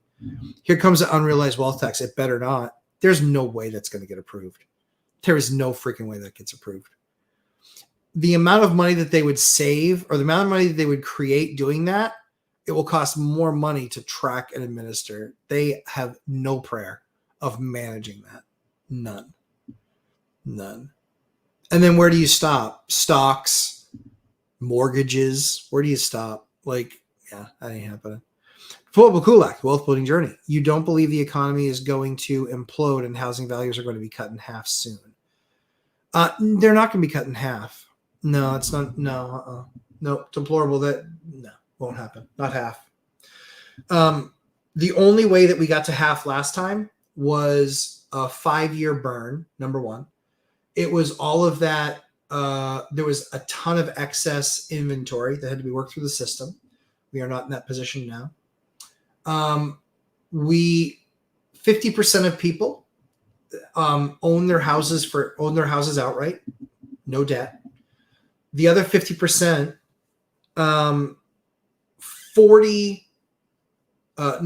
other 50% of them. So let's just say that's 50 people. 38 of them have mortgages sub 4%. They can't afford to move. It really comes down to jobs. And so how bad do jobs become in this economy? And how much impact does that have? So that's where I think it's happening. But we also, for owner-occupied properties, there are no liar loans anymore. There were no stated incomes. And in 07 or 05, 6, and 7, 51% of loans were variable rate loans where they were resetting within 24 months. That's what started the cascade. In 07 and 08, some of those loans started to mature from 04 and 05. They were then reset, and then that's what started the cascade effect. Because then all the ones that were in 06 went bad in 08 and 09. All the ones in 07 went bad in 9 and 10. And then it just kept on cascading down. That's what actually happened. And then because the banks only have to realize the loss when they get it off of their balance sheet, i.e. they sell it, you only have to recognize the loss when you sell it. they weren't letting them all go at the same time. They were letting them out in spurts. Hey, here's 20 more. Hey, here's 20 more. Not, hey, here's 400. So the market just is not anything like it was back then. Deplorable. So that's why it's not going to happen. But yeah, it's not going to happen. Angel Q, do you bring your guys cervezas when they are rehabbing your properties? I do not bring them beer, but I will bring them drinks. I'll also bring them food. I'll also, drop off a pizza and some water. So yeah, I have been known to drop things off to my guys. Not all the time, but sometimes. Julie Anderson, how's retirement? Have you slowed down yet? So the summer was fast but slow. It was fast because I was busy nonstop, but it was slow because it was mostly with my kids. So I had a great time. Thank you for asking. I hope you're doing well. Wealth building with rentals. Wealth with rentals. Would you buy anything at this time since we just passed the optimum rental season and may not find tenants until next summer? So unit may stay vacant for months. So I'm in negotiations to buy something right now. So yeah, yep. Depending on the deal. I'm selling something I'm 1031ing. So yeah, it's just because I believe that the assets are expensive enough now. You guys know my stance. I think median home price comes down 10%. Median is different. Median is different than average. But yeah, I see softness. That house, if I posted that house 90 days ago, we would have had 40 people in. 40 at this price. Now we had 8 or 9. And we'll see how this weekend goes. We'll see if anybody makes an offer. But that's where it kind of stands. Just saw a Pagani car worth $3.5 million in my area. That's awesome. Paganis are unreal. Deplorable Kulak. I'm hoping for the snowball effect, a quarter point rolling into 4 points throughout the year. Yeah, it ain't going to hit 4, my man. No way. Nope, that ain't happening. If we're at 4, the market's blowing up.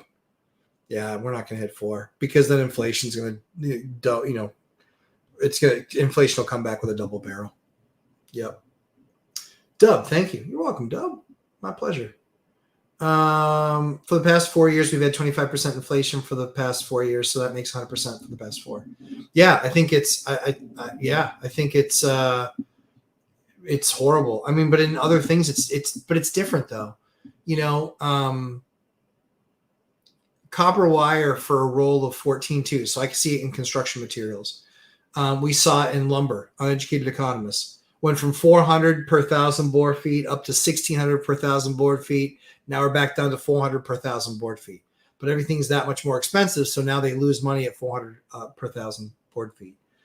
Same kind of thing. Same thing for us. Roll of 14.2 was $42. Went up to 108 or $112, and now is down around, I think, 60 or 70. There you go. I mean, it's different. Food's the big one. And this whole idea that grocery stores are gouging is just moronic. I mean, sorry, it's just stupid. That's not happening. So they just figured out how to gouge people? No. Mm-mm. Nope. It's input costs. Dami, thank you for the clear response. You're welcome. Thanks for coming and hanging out with us. Deplorable. In 2019, average gas price in New Mexico was $1.50. Average home price was $238K, and average household income was $46K. In 2024, average gas price is at average house. Where's the average gas price? Is it average house? Yep, $420K. Average income $47.6. I don't disagree with you. That's inflation, my man. That's inflation. That's what I'm talking about. That's inflation. But people are still buying houses. Again, half of people own their houses outright. And even ones buying homes, they are making more money, but there's other expenses that they can also cut. And I think that pricing will come down. I'm on the record as saying that. I think pricing will come down for sure. But it's still a supply and demand issue. And only now with job losses continuing to increase, going from 3.5 to now 4.3 or 4.5. And I think it's possible by the end of the year we're over 5. Yeah, I think it's going to be messy. I think it's going to be messy. Sorry, average price is at 289. Yeah. Yep. Yeah, I totally get it. I mean, it's politics. It's politics and policies. That's what gets us where we are. Property taxes, a tax on unrealized gains. That's what we're waiting to find out. It's so broadly termed. The issue is let's call it what it really is. It's a tax on people that create and invest. That's what it's a tax on. That's what it's a tax on. It's a tax on people that create and invest. Your property tax is more like a rent on the land.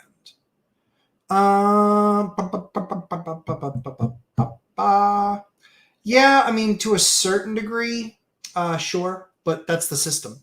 And so the only option is change the system. And, there's people that waste their entire lives trying to change a system that's unchangeable. It's not going to change. It ain't changing. So I just choose to be a part of it in the way that I know I feel good about, but also that I feel it's as safe as it can get. Because at the end of the day, people often forget that I don't need to outrun the bear. I only need to outrun you. And very often, creating revenue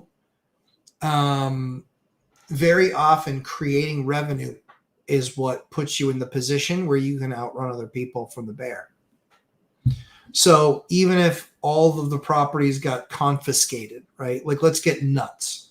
All the properties get confiscated. They're all gone. The government takes them all. It's not going to happen to just me. It's going to happen to everybody. And then what happens with the country? I'm betting that we revisit some of the times from 1776 or 1774, 1775. So yeah, that's what I think. And yes, I recognize I referenced our freedom from Britain, but to that degree, you guys get it. There are too many wealthy people controlling the government to allow the government to take their wealth. Yeah, I mean, I think a lot of the government is wealthy. Look at Nancy Pelosi. She's worth $25 or $30 million. What? She was worth a few $100,000 when she went to Congress. Come on. That's silly. Braden Yeager and Rutger McGroarty. I don't know who they are. Lors, I don't know who those guys are. Oh, that's the trade. Yeah. Penguins adequate 2023, 14th overall player for Winnipeg Jets. Just good 2022, 14th overall pick. Oh, cool. I don't know the players that well. I don't know those players. Yeah, I saw the names and I was like, those sound familiar, but I don't know who they are.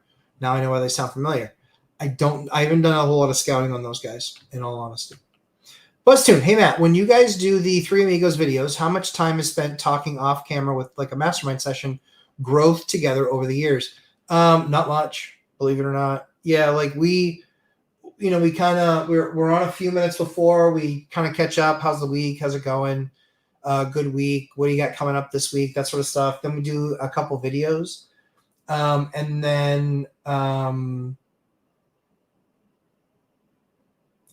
we're usually, and then at the end we talk about kind of what's coming up, but not a lot.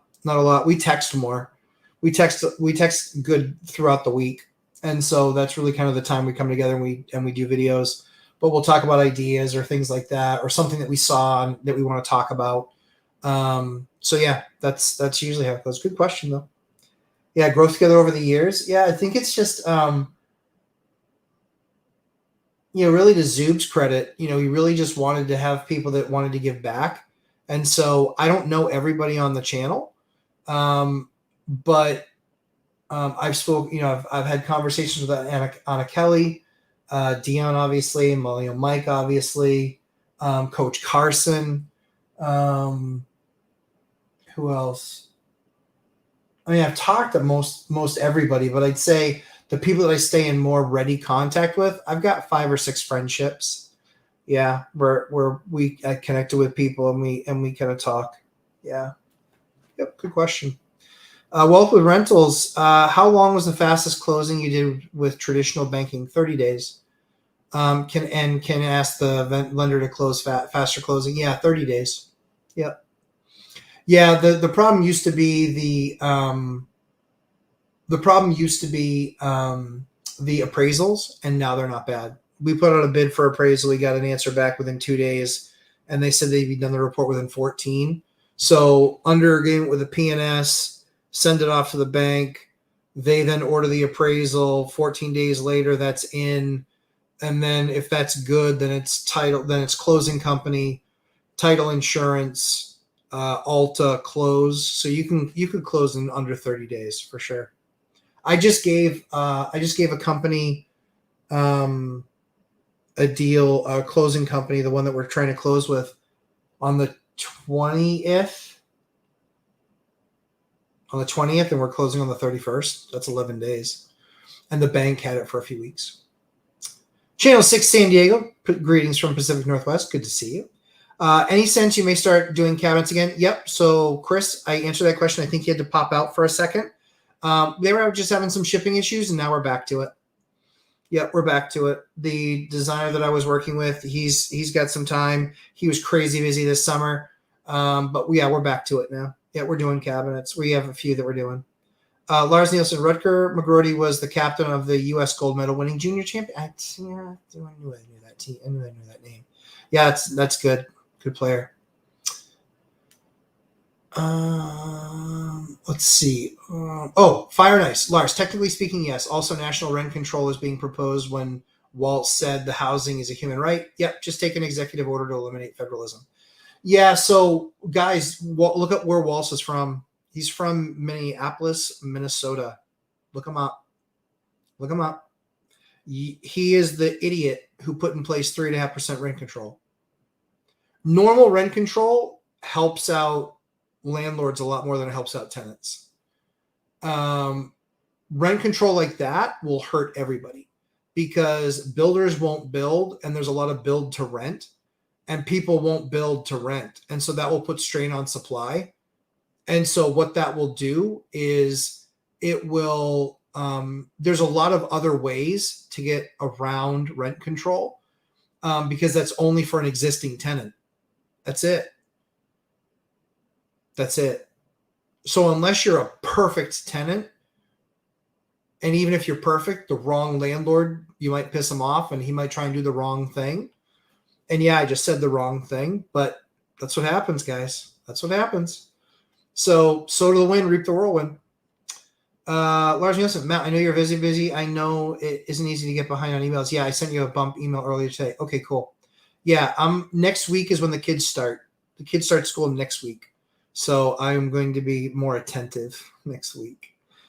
Just getting through finishing summer with all the kids and making sure we do our last things. Because once they get in school, my kids are in a different type of school. And I believe in aggressive learning. And that's why I was able to drop out in the 9th grade. I kind of learned what I needed to learn. I hope my kids don't go down that path because I think that they can do bigger and better things. But I'm not largely a believer in college education unless it's something like being an attorney, being a doctor, and even engineering. I see plenty of really good engineers that never went to school. So yeah, it depends on what it is, but yeah, a lot of these majors that are allowed today, I think it's a bummer because I think a lot of people get those degrees and then they can't get a job, or one that pays nearly enough to cover their debt. Deplorable Kulak. It's been my experience that they are going to print more money. They do it. They all do it. Yep, I agree. So why would you think they're not going to just print more money? I think they are going to print more money. And I think that is going to create inflation, but I think they can keep on printing more money and then not lower rates. That's what I think. So what I think is going to actually happen is, I think that we're going to get a correction. I think this winter is going to suck. I think a lot of people are going to be miserable this winter. I think this winter is going to absolutely suck. Yeah, I do. Florida Kulak, main reason we won't see anything like that is because the monetary supply is way over the 2019 monetary supply amount. QT is still in progress. Yep.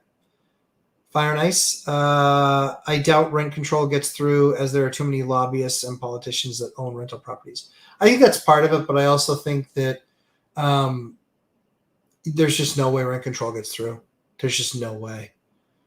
Yes, lobbyists, yes, people in Congress owning rentals, but we're going to be in a tough economy, and that's not going to make it better. And even morons in Washington will be able to get shown with that process. Fuel for shipping has skyrocketed since 2021, thus inflated prices. Yep, absolutely. Yep, for sure. It was a supply chain issue, largely. Then too much money chasing few too goods. My opinion is that people are still in sticker shock phase from the pandemic stimulus years. Yeah, I think so. I mean, a lot of people got over $10,000 in stimmy bucks. It's a lot of money for anybody. Gas in Olympia, Washington, 405. Brutal. Is QT quantitative tightening? It's my understanding that they have stealth QE going on top of the QT right now. Possible, yeah. Yep, deplorable. So in my world, you have to run as fast as you can just to stay in place. Yeah. Yeah. Well, I mean, the difference between a poor person and a rich person isn't their income. The difference between a poor person and a rich person is assets. That's the difference. You want to fix the wealth gap? Fix the asset gap. That's the difference. But you can't make poor people buy assets. And often I see it. So guys, you can't tell me what you read in a book one time. I see it. I see it with the tenants. I see it. I had a family apply. They were driving a brandy new 2024 car. What's the car payment on that? At 12%. You didn't need that car. You just didn't. All three of them, brand new iPhones, including the teenager. Brand new freaking iPhone. I know because I bought my wife one. I can afford it. Clothes. Guys. Like, really? Yeah, it's how people want to spend money. They're broke because in most cases, they chose to be broke. Gaming systems. You know how many gaming systems I have? Do you know why? Because they're $500. And then it's 40 to 60 bucks a game. Don't have one. Don't have one. Nope. Channel 6. A lot of that is state and local taxes. Ours is $365 here. That's true. Yeah, Washington has a ton of taxes. Massachusetts is the same way. You go across the border and gas is about 60 cents a gallon more expensive. It's because they overtax their gas. That's why they call it Tax-Massachusetts. G. Lovell. Hello, everyone. Hi, G. Lovell. Government exempts themselves from laws that govern the proletariat. Sorry. Nancy Pelosi is worth $240 million. Yeah, see? Thank you, Chris. Yeah, it's ridiculous. It's ridiculous. She was worth barely $1 million going into Congress 20 years ago. What a bunch of horse shit. And I'm not saying just her. Don't get me wrong. It's a lot of them. Chris Hong, are you paying substantial capital gains taxes for selling your single family homes? So one is a 1031. One, yes, I will pay. And number two, yes, I will pay. I will pay capital gains tax, but it'll get wiped out by losses on my assets. So yeah. So I'll pay taxes, but it'll get wiped away by losses, paper losses, that are legitimate and real, and depreciation. But yeah. Yep. I'll pay taxes because I wanted to have a stockpile of cash. Yes, they're trying to pass a rain tax. Say what? I'm sure they would prevent you from claiming unrealized losses. Yeah. Plus two questions. How would unrealized losses work when it comes to taxation? Would it be a refund? Yeah, exactly. Yeah, and how many accountants would quit because of this insanity worsening the accountant shortage? Yeah, that's exactly right. It's a huge problem. It's a punchline. Yeah, it's a joke. Fire and Ice, Chris. Yeah, Argentina had these policies, and Javier turned it around. Cool. Thank you, Matt. You're welcome, Lars. Exactly, Matt. Known socialist Asar Lindbeck said, At present, rent control is the most efficient way to destroy a city, except for bombing it. Yes, true story. Are you saying my master's in underwater basket weaving wouldn't be lucrative? Yes, that's exactly what I'm saying. I'm glad I didn't stutter. Yeah, that's so good. Thank you, Fire Nice. So if a letter says he can close in 20 days, I may doubt if they can do it. No, I think 20 is aggressive, but like I just told you, remember? So it was, if we do the math, I submit P&S day one, they order appraisal. Appraisal probably takes about 14 days, 10 to 14, and then title takes 7 to 10. So 20 days is aggressive, but it's possible. It's not impossible. 10 days is impossible if you're getting a bank loan with an appraiser. 10 days is. But I've done 7-day closes because we could get the title search done that fast. So I've done 7-day closes. Yeah. Yep. Not impossible. Rent control results in deadweight loss. Yeah. Yep. All deadweight losses are economic inefficiencies. Other forms of deadweight losses are price controls. Yep. Exactly. Taxes, price floors. Yeah. All that stuff is horrible. Yep. Yeah. There's people on both sides of the spectrum, but with our politicians are allowing the Fed to do as abhorrent. Yeah. I don't disagree. I mean, here's the thing though. I can sit and have outrage and I don't agree with what they're doing, but I can't fix it.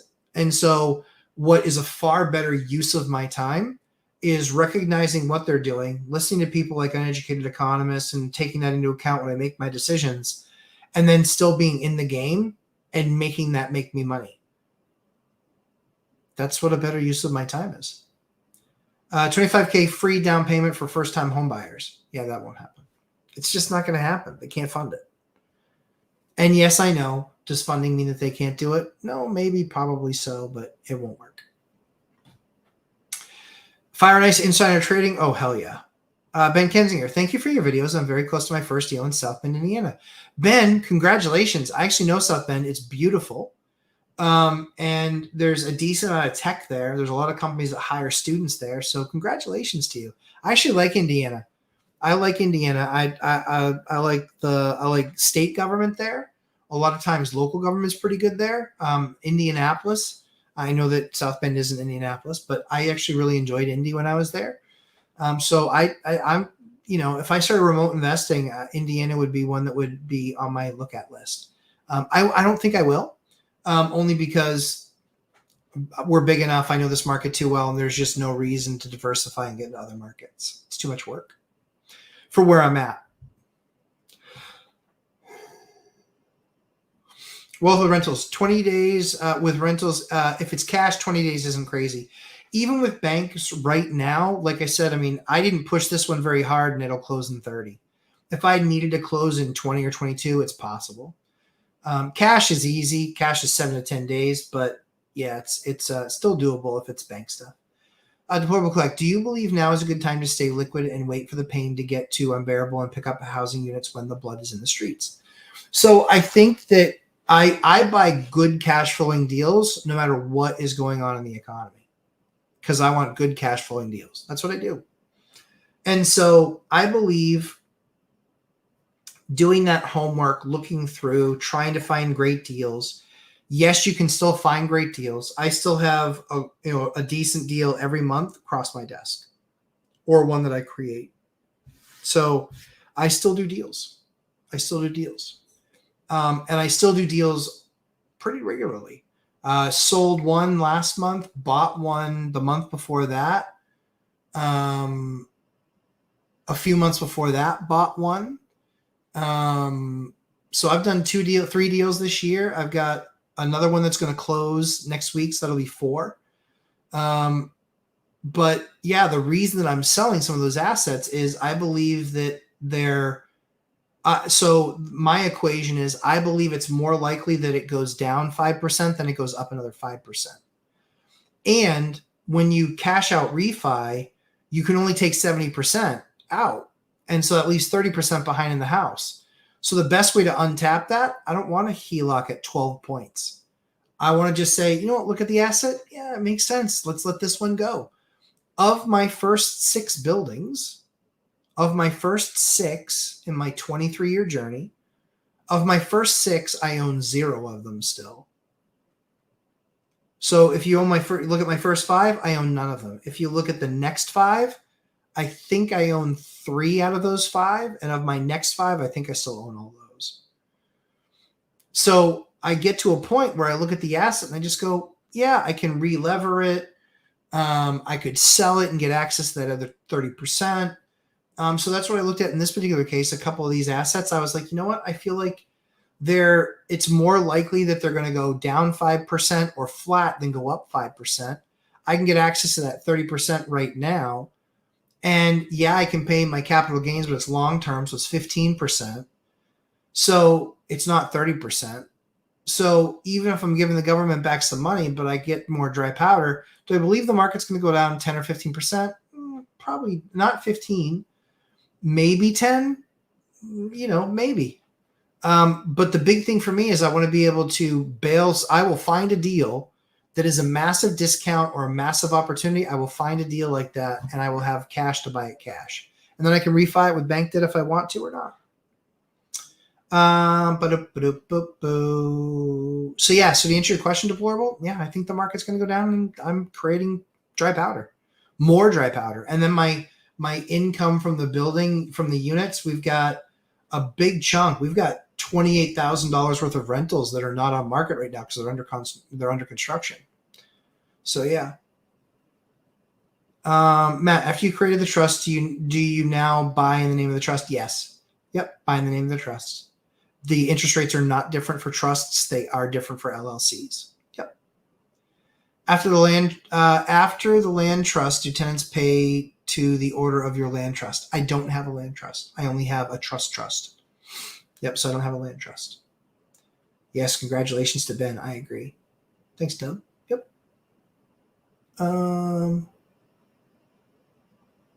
Yes. I'm not saying don't buy and rent out houses, of course. Do that, but I'm saying we need to revolt. Yeah, I mean, I think at the end of the day, I think there's already revolting parts, and yeah, we'll kind of see how it goes.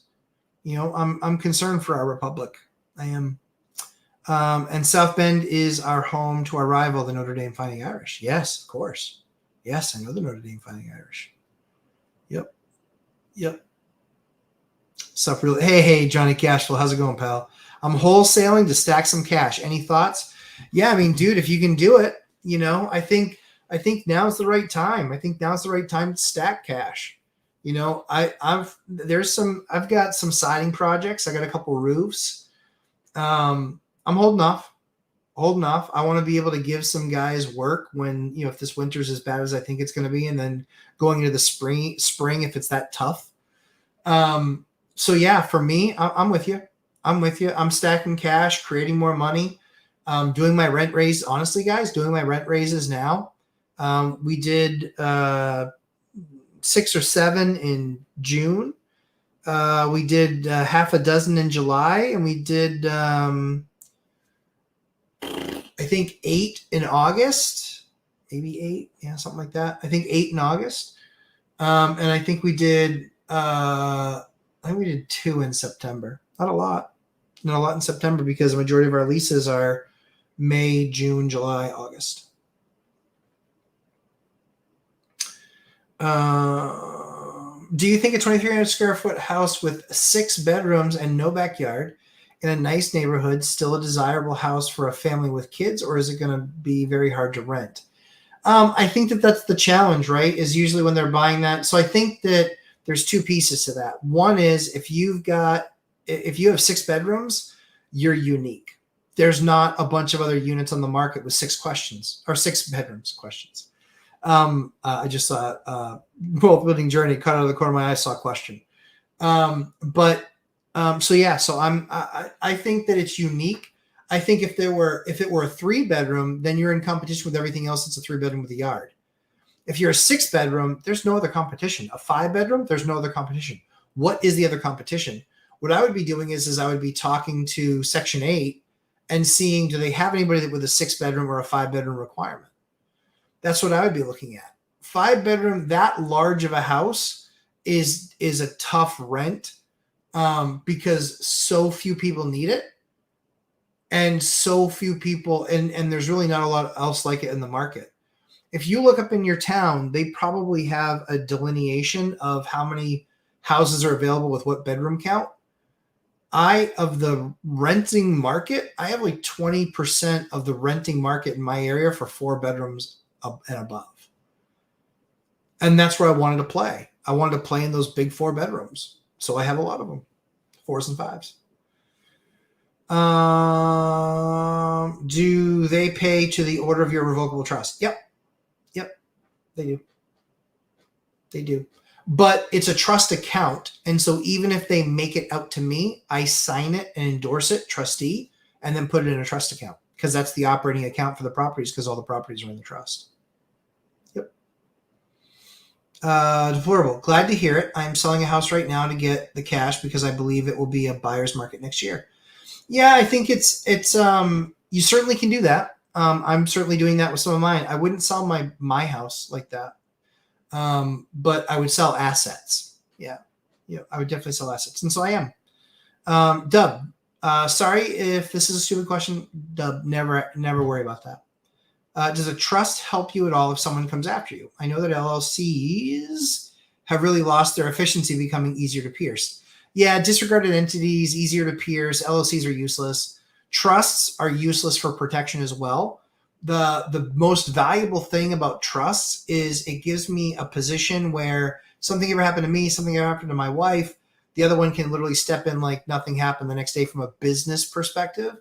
It's also a vehicle for how I deliver things tax-free to my children, or with the lowest rate possible if by chance anything does happen to be taxed. And then we might need to change something. But the other piece to it too is rates. My rates are the same for a person as they are for a trust, and they're different for LLCs. They're higher, they're more difficult to get, need a bigger down payment. LLCs are stickier. And so for me, it's about insurance and over insuring. So if someone comes to take what I have, I just want to make sure I have the appropriate amount of insurance, because the insurance guys are the ones that are going to go in there and fight that, right? Because it's their money they're going to have to be paying. Let's see. So, yeah. So Johnny, on your wholesaling, dude, I'm doing what I think you're right. I think you do whatever you can to create some. It costs you nothing to get a deal under agreement, and then you try and do your best to sell it. The only question is can you be good enough at it where you can get a couple deals a month where you can move them and make $5 to $10 grand? Perfect. I paid a wholesaler. I've paid a wholesaler $150,000 on a deal before. Yep. Paid him 150 grand. I paid another wholesaler 50,000. I'm working on a deal right now with a wholesaler where he's going to make about 4,000. Because he's like, I just can't get the guy that low. I go, listen, your choice. That's what it's worth to me. I'll pay that. If you can get it done, then you're done. He goes, yeah, but I only make a few $1,000. Not my problem. I didn't put under contract. You did. Deplorable. When I look at my local market here in New Mexico in 2008, it did have a 5% drop. Other than that, it's been gaining an average of 5%. I believe we're in a line for a 5% correction. See, but at 5%, that's such a nothing number, deplorable. 5% is nothing, because you're going to lose that in an agency fee, right? So your market was a lot like ours was. Ours, the national average was 28.9%. But Fresno is 70 and we were 15, 10-ish. So we didn't feel that same. And some stuff, there were foreclosures and things like that. So you could sometimes steal a foreclosure, but the regular houses that were done that people were moving into, that didn't happen to them. Wealth building journey, 20%. Yeah, that's pricing power. Yeah, it kind of was too. Not anymore, but it kind of was. Trust or business continuity vehicle. Yep, not a liability protection. Exactly. Yep, exactly. Rooming houses are becoming increasingly more popular, so you may be able to convert the 6-bedroom into one. You can. The problem that you're going to have is local statutes. And I promise you, if you're in a nice neighborhood with neighbors with expensive homes or nice homes, it's a nice area, you better be permitted to run a rooming house like that, because that's where a lot of towns are tightening, and that's what they're doing a good job of tightening on. And I don't care. I would do a rooming house, but a number of them are outlawing it. Yep, just like they can Airbnbs. Are LLCs good to have around for loan purposes? No. LLCs cost you more money. Made $30K a few weeks ago. I just need a few of those, and they come via websites we built. Dude, you're killing it. That's the way to do it, man. Yeah, I think that's absolutely the right thing. Let's see. Wealth with rentals, revocable trust. Yep. I'm thinking of creating one to prevent probate, and I will use my employer legal plan to do it with a discount. Absolutely. Yeah, absolutely. Yep, without a doubt. Yep, that's exactly right. Are LLCs, good to have for loan purposes? No. No, I don't think so. Guys, I reached the end of the questions. It's 11 o'clock. It was a blast hanging out with you guys, as it always is. Hope you guys have an absolutely fantastic week. If you are in the school community, I will see you guys tomorrow at 11 a.m. Eastern time. And yeah, I think that's it. You guys, if you sign up for the boot camp, like I said, I think there's one spot left, maybe. If you guys sign up for the boot camp, you will see a section, boot camp 4 will be coming up, because we did 1, we did 2, and then last time we did 3A and 3B. All of those videos, by the way, we've gotten access for the editor to start uploading those videos. And so we have a bunch of them done and more to come. So you guys will see those as well soon. Super excited to get those in there. But yeah, that'll be for section 3. And then section 4, you will see the videos for the cabinets. You will also see a poll where we'll actually give you 3 options for a time and then an other. Then we'll pick a time that works for the most people. Obviously, I can't make everybody happy, but we'll pick a time that works for the most people.